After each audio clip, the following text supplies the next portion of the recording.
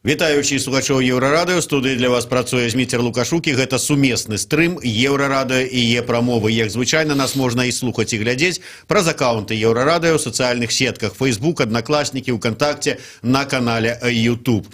Гарачыя спрэчкі з кіраўніцтвам Расіі наконт цэнаў на энерганосьбіты прывялі да відавочнага пахаладання адносінаў Мінска і Масквы. Так супала, што менавіта ў гэты час у Беларусі змяніліся міністр абароны і дзяржсакратар Савета бяспекі, а кіраўнік дзяржаўнага дэпартамента ЗША Майк Помпео едзе ў Мінск з афіцыйным візітам. Што стаіць за рашэннем кіраўніка Беларусі прызначыць на пасаду дзяржкіраўніка Саўбеза менавіта міністра абароны, чаго чакаць ад гістарычнага візіту ў Беларусь кіраўніка дзярждэпа ЗША, ну і на ўсе іншыя актуальныя палітычныя падзеі мы сёння і пагаворым з маім госцем у студыі, а гэта палітычны аглядальнік Роман Якаўлеўскі. Добрый дзень, Роман. Добрый день. Роман, ну але вот калі ўвогуле пакуль што падысці тое, што адбываецца зараз у Беларусі, наколькі гэта цікава з палітычнага пункту гледжання? Ёсць такое, што вот сапраўды нейкія там глобальныя нейкія працэсы, зрухі, ці проста вот так вот нешта там мяняецца сабе паціху, на што можна асаблівай увагі не звяртаць? Ну, я бы отметил вопрос, для кого это может быть интересно. И то, что тут в своем зарубежном турне, я напомню, Помпео прилетит к нам из Киева и улетит аж в Центральную Азию, ну, тут отмечу, мимо Москвы. Это интересно. Говорит о том, что Беларусь находится в фокусе внимания, хотя, как говорится, перебольшивать это значение я бы не стал, да и не стоит. Вот. Но поведение руководителя белорусского государства в последнее время не может безучастным оставаться для определенных политических центров, как в Европе, так и в США. Хотя в США, как мы знаем, сегодня выше крыши. Забот у них, и им как-то до Беларуси, я думаю, мало. Роман, давайте вот все-таки, раз вы так сходу взялись за прилет, визит тут дзяржсакратара Помпео, кіраўніка дзярждэпа ЗША, то ўсё ж таки, с аднаго боку, ну што маем? Такое турне, ну вот як едзе чалавек, і туды заедзе, ну так, как бы познаёміцца, павітацца і паехаць далей. Ці ўсё ж таки больш сур'ёзная справа? Я думаю, более серьезная, и связано это с тем, что, а это уже практически все признают, Соединенные Штаты возвращаются в регион. При Обаме наблюдался обратный процесс, уменьшение интереса и, более того, согласие, что в сфере влияния России и Беларусь как бы соглашались с этим. Не думаю, что сегодня эта точка зрения Обамы остается. И вот с этим связано такое повышение, видимое повышение активности Соединенных Штатов в регионе. Образно говоря, возвращение Соединенных Штатов в регион. Роман, я, можна быць, пераб'ю, але наколькі насамрэч рэальна цікава з Злучаным Штатам гэты наш рэгіён, і я маю на ўвазе вот конкретно, скажем, тую ж самую Украіну, Беларусь. Прыгадайце вот гэты недаўні скандал с Помпео на адной з амерыканскіх радыёстанцый, дзе ён прыйшоў пагаварыць нібыта пра іншае, а вядучая спыталася ў яго наконт Украіны, і ён там не стрымаўся, і там ледзь не мацюкамі на яе, маўляў, каму тут з наших амерыканскіх грамадзянаў цікава гэтая Украіна, і ўвогуле вы можете мне паказаць, дзе яна знаходзіцца. Ну, вот такі вот скандальчык быў. Гэта нібыта стварае такое ўражанне, што, ну, едзе чалавек, але насамрэч можа і цікавіцца рэгіёнам, але не вельмі глыбока. Ці я памыляюся? Интерес к региону вызван поведением России, имперским поведением России. И я думаю, поэтому вот этот маршрут Киев-Минск, он не случайный. А то, что поведение такое Помпео было, мне трудно сказать, в каком он настроении был и какие причины такого настроения были, хотя при этом хотел бы напомнить, что он только год, если я не ошибаюсь, работает госсекретарем, а до этого, внимание, он был директором Центрального разведывательного управления. И вот это вот, кажется, такая поверхностность, несдержанность. Я думаю, ну, какие-то были нам неизвестные причины, но вот такие глобальные выводы делать, что нет интереса к Украине и Беларуси, я бы не стал. Добре, тады все ж таки, так сказали, гістарычная такая падзея. Ну, не было тут у нас кіраўніка Дзярждэпа был з даўніх часоў, ну, уже давніх, да. Да, колькі гадоў-то прайшло, десятигоддзяў, я б нават сказаў. І вот зараз чыноўнік такога ўзроўню. І, адпаведна, у шараговага, можа быць, ну, проста цікаўнага чалавека, які сочыць за палітычнымі падзеямі, адразу чаканні. А што гэта можа значыць? А што мы можам тут паймець это? Можа быць, якія дамоўленасці такія нарэшце? Можа, мы тут пасябруемся з США такім чынам, што ўжо будзем не разлей вада, там, можа, і ў НАТО уступім у выніку вынікаў. Все ж таки, ці варта разлічваць на нейкія такія глобальныя нейкія там зрухи в адносінах? Я бы так сказал. В первую очередь, это на поверхности интерес к двухсторонним отношениям, которые, и надо это отметить, нормализуются. И должны они, нормализация это должна, ну, не закончиться, а знаменоваться появлением тут, долгожданным появлением посла Соединенных Штатов. И я отмечу, что по некоторым данным он должен появиться намного раньше, чем ожидали в Минске. Тоже интересный вопрос. То есть до лета. До лета посол, получается, до президентских выборов, как в Беларуси, так и в Соединенных Штатах. А вот цікава адзначу, я яшчэ вот раней нам казалі, што гэта ж такая доўгая працэдура, асабліва ў ЗША. У нас-то даў загад адзін чалавек і паехаў пасол, а там пакуль усё ўзгадняць, год, а то і два, ўсё зацягнуцца можа. А тут так, с чым это вот звязано? А я хочу сказать, что по некоторым данным это было большой неожиданностью для белорусской стороны. Да, были такие надежды, что пока построят посольство, а площадка уже выбрана. Сам факт, что Соединенные Штаты решили посольство строить, тут уже говорит об определенном интересе. И этот интерес я связываю, опять-таки, с агрессивной политикой Москвы. Вот. Тем более, когда какие-то, ну, иногда вызывающие улыбку, намеки с белорусской стороны на самом высоком уровне о перспективности, о каком-то нейтралитете. Я не являюсь сторонником вот этих утверждений, что нейтральная Беларусь. Ну, не может она быть нейтральной в силу многих причин и в силу связки с Москвой. Вот. В Соединенных Штатах, да, есть лоббисты такого, которым мерещится, подчеркиваю слово мерещится, что Лукашенко можно оторвать от Москвы, с чем я не согласен. И на этом строится. То есть путаются надежды с иллюзиями.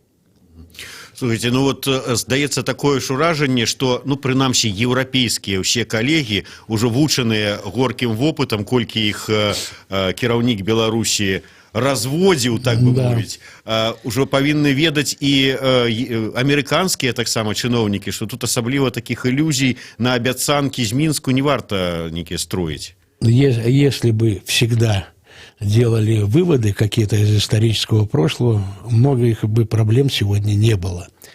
И в связи с этим я хотел бы напомнить лично мне вот это поведение официального Минска очень и очень напоминает поведение Николая Чаушеску, который постоянно ругался с Москвой во внешней политике, подчеркиваю, несогласие высказывал, не вводил солидарно со всеми войска в Чехословакию и так далее.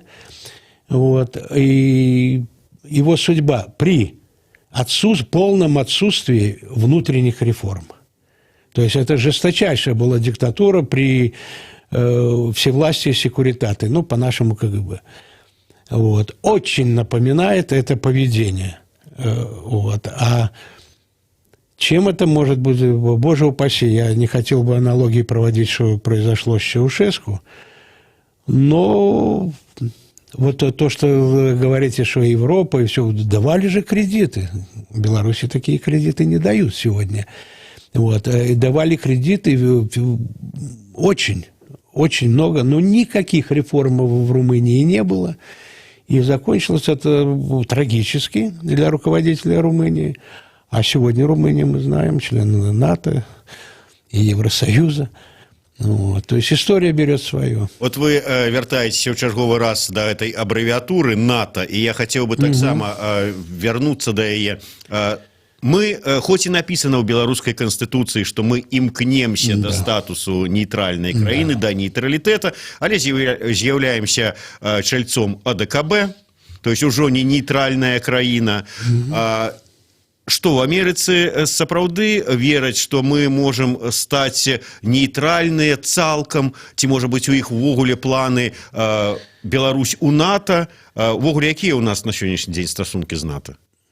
Ну, также наблюдается процесс нормализации, хотя динамика желает лучшего.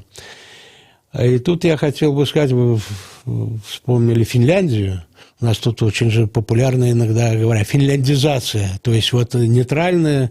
Но я за иной смысл. Сегодня Финляндия, двусторонние отношения с НАТО такие, что она не хочет быть членом НАТО. Но за исключением 5-го пункта, это солидарная оборона, вот, финны практически в НАТО, как и шведы. Но не являются членами, как в НАТО говорят, мы готовы хоть сегодня их принять. Они говорят, а мы не хотим, вот такой атрибут независимости свой. Но в то же время на двусторонней основе все соглашения, все сотрудничество не меньше, чем у других членов НАТО. Вот такую финляндизацию я бы приветствовал. Вот. А что касается примера история в Финляндии в плане нейтралитета, время было другое. Зачем? Мы сегодня, кстати, еще и другое слышим. Уже новый план Маршалла, это говорит глава МИДа белорусского, новый план Маршалла. Так разъясните людям, а что это был за план Маршалла? И если бы Советский Союз включился в этот план Маршалла, может, мы бы и жили по-другому. Все страны, которые были включены, европейские, в этот план, он заключался в солидной помощи, подчеркиваю, не бескорыстной, Соединенных Штатов финансовой. И что сегодня мы видим? Все, возродилась экономика послевоенная. То есть надо людям разъяснять. И когда мы говорим о НАТО, я считаю, что странная позиция, говорит о степени искренности. Я за то, что это уже давно должно быть, считаю, должно быть информационный пункт НАТО в Минске. Чтобы любой гражданин в Беларуси вот просто зашел, а я хочу, вы можете сказать, есть интернет. Интернет есть, но вот так вот доступность к информации НАТО должна быть, ее нету. Кстати, в отличие от Москвы, там такой пункт, такая структура есть. Другой вопрос, работает ли она, есть. А тут даже наотрез отказываются. Вот и вся искренность, стремления НАТО. И равно вопрос, тема с нейтралитетом. Когда у нас в последнее время говорят про нейтралитет, не в последнее время, в последние годы, очень часто это применительно было к Украине. Что вот Беларусь как нейтральная в вопросе может миротворцев на Донбасс и так далее. Нейтральность Беларуси. Так вот у меня ответ простой. Я его и в Киеве слышал. Что союзник агрессора нейтральным быть не может. Вот так я бы ответил. Давайте, может быть, ситуации. Тут подведем вынікі. Все ж таки от визита Помпео в Минск таких неких вялікіх, апроч того, что, может быть, ён тут объявить нам дату, калі посол США приедет в Минск, но особливо никаких там подписания неких знаковых пагадненняў паміж Беларусью и США, не варто чакать. Учитывая краткость визита, то подписания нет. Но темы не только связанные с персонами послов. Они, безусловно, будут обсуждаться. Я даже не исключаю, что будет так очно, заочно презентованы, кто будет послом. И мне, например, так ответили, кто возможно, тоже интересно, кто возможный будет посол Соединенных Штатов в Минске. Мне ответили, пока говорить не можем, но не старый по возрасту. Я говорю, а примерно, вот, внимание, это такое смысловое, сказали, ну, примерно возраста Бабича. А у нас же с Бабичем, бывшим российским послом, связано соответствующее восприятие, да. И когда это говорят, что сравнивают с Бабичем, я думаю, это намек был на то, что он будет очень активный, американский посол. Ну, актыўнасць розная можа быць. Вон Бабіч быў такі актыўны, што не ведалі, як яго выперці адсюль. А я объясню, в чем активность тут будет заключаться. Не в какой-то подрывной деятельности. Нет. Во многом возвращение и в немалой степени расширение программ различных американских программ помощи, я вижу в первую очередь гражданскому обществу, свободы слова, собраний. То есть, традиционные американские инструменты влияния. Сегодня мы наблюдаем, что этих программ нету, практически свернуты, а по многим программам, которые американцы предлагают, очень модная формулировка появилась с белорусской стороны. То есть у нас по закону должны регистрироваться эти программы. Белорусская сторона отвечает, не отвечает национальным интересам. И все. И все. Это широкое понятие. Зато у нас я не слышал таких формулировок отказа при начале работ тут китайских программ, китайской мягкой силы. Одну из них я бы назвал, у нас уже целых 2 института Конфуция. А американского информационного центра нету. Он был практически закрыт. Вот. И я бы еще связывал с визитом Помпео китайскую тему. Беларусь очень себя громко позиционирует чуть ли не стратегическим партнером Пекина. Не уверен в Пекине, знает ли это, слышат ли, я бы так сказал. Просто несопоставимые размеры стран. В то же время, вы же помните, когда тут был Джон Болтон, он обратил внимание на большую рекламу Highway. Кстати, сегодня идет торговая война Китая и Соединенными Штатами. И любая на эту тему сотрудничества американцы вынуждены просто реагировать. А я думаю, его так будут пытаться заинтересовать тут в разговоре Помпео, что будут навязывать или вспоминать китайскую тему в каких-то аспектах. Я не исключаю этого. Вот.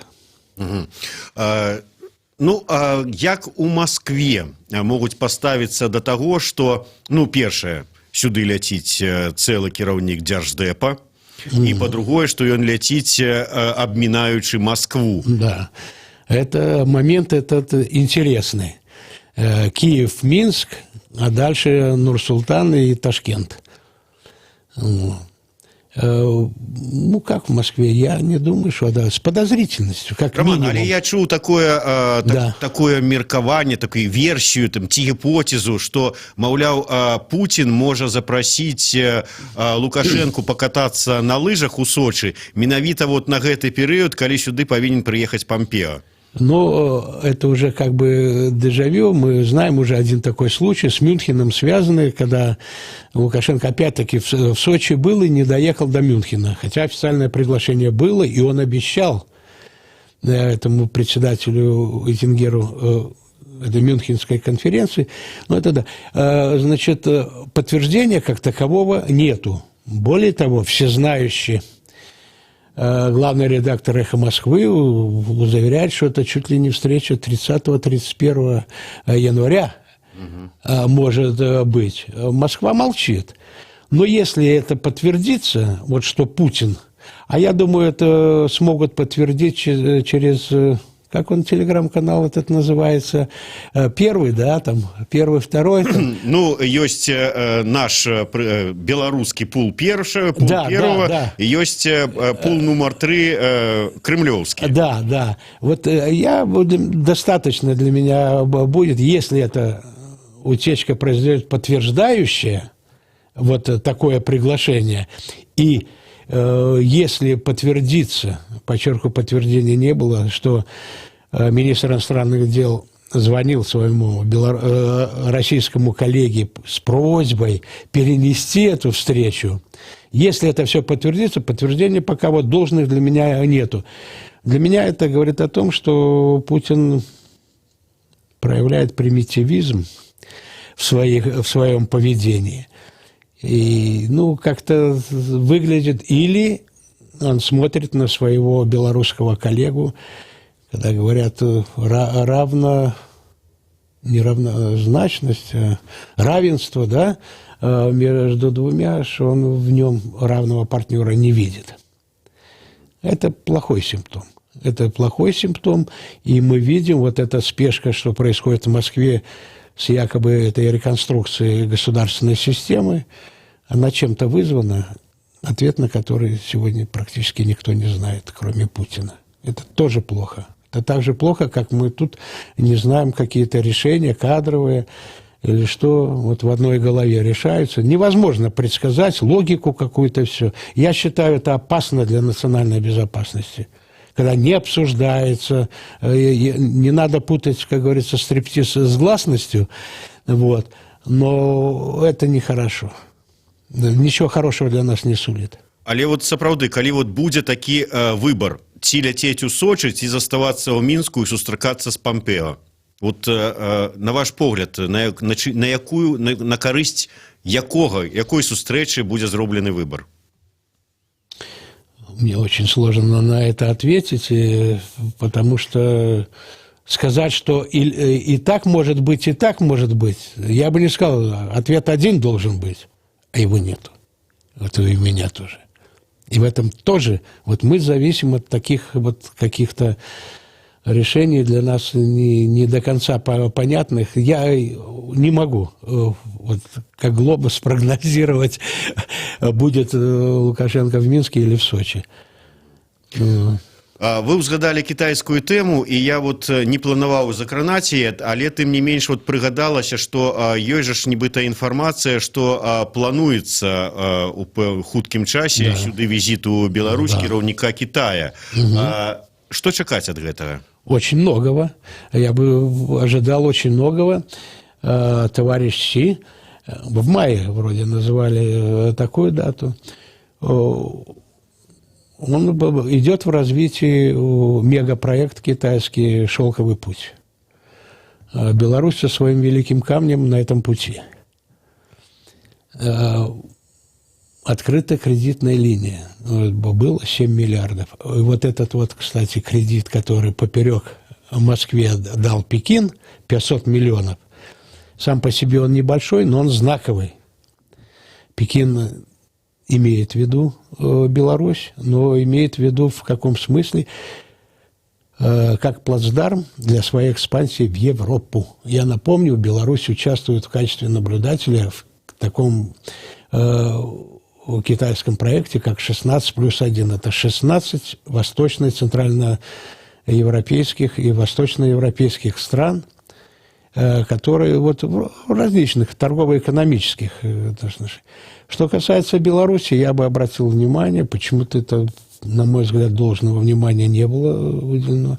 В Великом Камне осенью открылся центр полицейского сотрудничества двух стран. И что самое важное, с специальным юридическим статусом. То есть белорусские законы там не работают. Вот. И у меня вопрос, а где-то есть аналоги такие полицейского сотрудничества? Мне говорят, есть, но назвать точно не могут. Вот. И то, что Си Цзиньпин приедет, и главное его, ну, в фокусе внимания, главное будет это вот великий камень этот, это безусловно так. Но мы не должны забывать военно-техническое сотрудничество. Пресловутые полонезы, как я называю Лукашенко, полонез Ниагинского, Лукашенко, вот, они фактически белорусско-китайские. Там с китайской начинкой все. Пусть их немного будет, но сам факт вот такого уровня сотрудничества свидетельствует о том, что оно в развитии, и отвечает ли оно интересам Москвы, или что, я бы не стал категорично утверждать. Думаю, что нет. И мне так, образно говоря, видится сегодня роль Беларуси в рамках сотрудничества с Китаем, как в свое время была Албания для Китая. Вот в такой подчиненности, кстати, забыли, китайские ракеты были уже в Европе, именно в Албании были.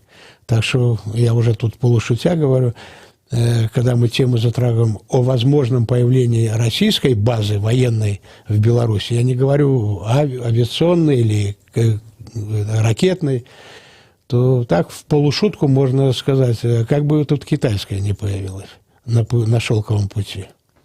Я зраблю невялікае такое тлумачэнне. Роман сказаў пра знакавы крэдит. Знакавы на тым, што дагэтуль кітайцы неаднаразова давалі нам крэдыты, але ўсе яны былі так званыя звязаныя крэдыты. Калі трэба было за гэтыя грошы кітайскія, альбо кітайскія тавары набываць, альбо каб кітайскія нейкія кампаніі работу тут у Беларусі выконвалі. Гэты крэдыт звычайны, просто такі крэдыт. І да гэтага часу ні разу такого крэдыта Беларусі не давали. Роман, да тэмы з Россией.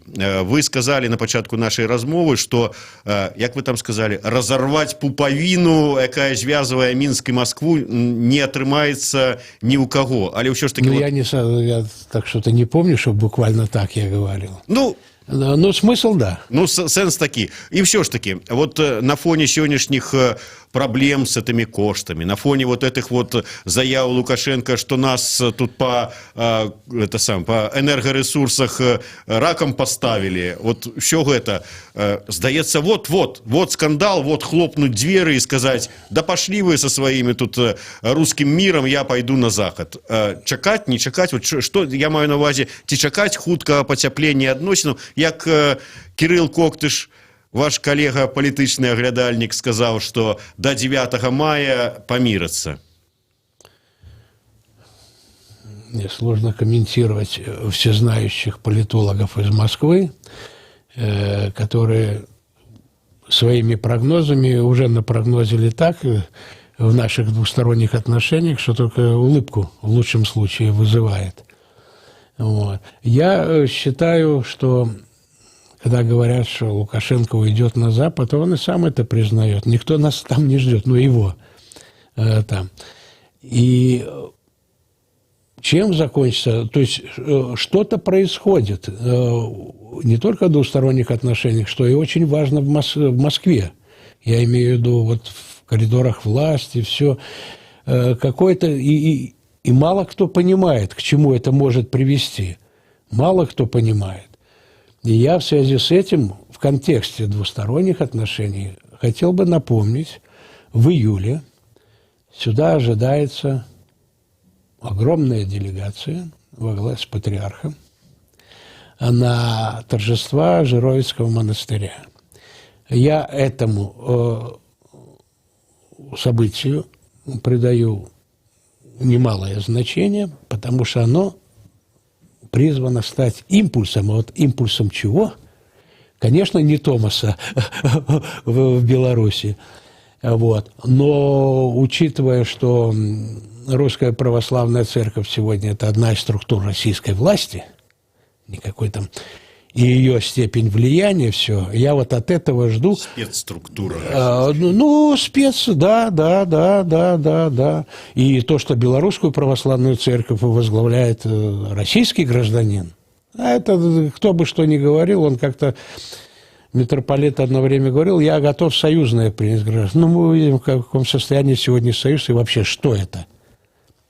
Это фейковое союзное государство, фейковое. И не надо тут тень на плетень нагнетать. Так что, когда говорят, что к 9 мая что-то само собой не разрулится. Никак не разрулится. И то, что Путин все в России сегодня решает, и вот так он стал вести себя как бы более чем однозначно. Он всегда жесткий был с Лукашенко, но сейчас как бы безвозвратно. Вот к чему это может привести? Ну, я позволю так аккуратно сказать, каким-то внутриполитическим изменениям в Беларуси. Каким? Не знаю. Но то, что да, и вот последние кадровые перемены в вооруженных силах, я думаю, отображают слегка вот эту тенденцию. Ну, яны адлюстроўваюць гэтую тэндэнцыю у які бок? Мы зараз гаворым пра прызначэнне міністра абароны Раўкова дзяржсакратаром Савета бяспекі Беларусі і адпаведна новы міністр абароны ў Беларусі. Вот гэта гаворыць пра што? Што мы рыхтуемся ўсё ж такі пры неабходнасці неяк так бараніць сваю незалежнасць ад усходняга суседу, ці вот мы как бы так... В военном плане оборонять? Во всех планах. Нет, вот мы сейчас говорим о военных. Да. Кстати, когда говорят, что в Беларуси армия опора, это не так. В Беларуси опора военные. Во всех, то, что вот глава администрации генерал КГБ, вот я бы так сказал, равно как и в Москве чекистская корпорация правит бал, так скажем. И вот эти перемены, они требуют уточнения, потому что министр обороны, вопреки многим прогнозам, стал госсекретарем. Тут требуется такое уточнение. А что такое госсекретарь в белорусской системе? Обороны, управления. И в Москве. Я напомню, в Москве секретарем Совета Безопасности является генерал армии Патрушев. Кстати, выпускник Минских высших курсов КГБ. Ну, вот. По политическому весу, никак его нельзя сравнивать с его белорусским коллегой. Как и прошлым, так и нынешним. Нельзя. Другой вопрос, что госсекретарь решает? Я думаю, ничего. Он оперативное управление осуществляется под его руководством. Другой вопрос, что ему, если могут быть даны дополнительные полномочия, тогда надо и говорить с этой позиции. Я напомню, в свое время на заре президентской власти государственный секретарь был в двух лицах. Государственный секретарь – помощник по национальной обороне, безопасности. Вот. Сегодня... Как мы знаем, это... Разные человеки. Но они оба члены Совета Безопасности. Совета, главой которого глава государства является. То есть это такой как бы центральный стратегический штаб. Но с появлением Медведева такой какой-то должности непонятной, которой не было, заместитель председателя Совета, я себе как-то, я с своей точки зрения, с трудом представляю, как сидит и генерал Ревков разговаривает с Медведевым об обороне. Я бы на другое обратил внимание, поставил бы вопрос.